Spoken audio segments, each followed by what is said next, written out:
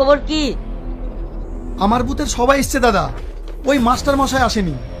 ও আমার মুখের উপর বলে দিল যে আপনার মিটিংও আসবে না। দাদা, এর একটা কিছু করেন। ঠিক আছে, তোদের কোনো চিন্তা নাই, যা করার আমি করছি। আর হ্যাঁ, পঞ্চায়েতে কিছু সুলা কম এসছে, আজকে যারা মিটিংয়ে এসছে ওদেরকে দিবি, আর বাকি লোক যেন একটাও না পায়।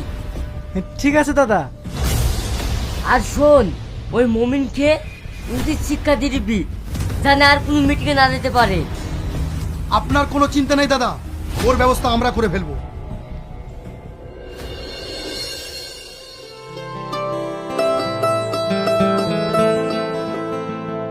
কিরে শ্রাবণী, কোথায় গেলি?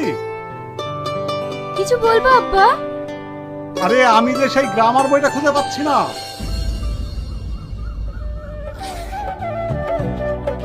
এই বইটা আব্বা?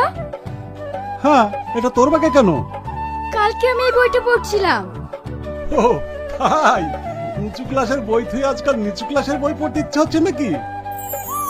আব্বা, এখন সবাই নতুনকে পেয়ে পুরাতনকে ভুলে যেতে চায়। অতীতকে ভোলা ঠিক নয়। অতীত না থাকলে আমাদের বর্তমান সময়টা কি তা আমরা জানতেই পারতাম না। কি মাস্টার মশাই, ভালো আছেন তো? স্কুলে যাবেন বুঝি? হ্যাঁ বাবা, স্কুলেই বেরিয়েছি। তোমরা কিছু বলবে? কাল প্রধান সাহেব মিটিং এ ডেকেছিল, জাননি কেন? আমরা মাস্টার মানুষ, ছেলেপিলে নিয়ে সাত ঝামেলায় থাকি, আমাদের মিটিংয়ে গেলে হবে?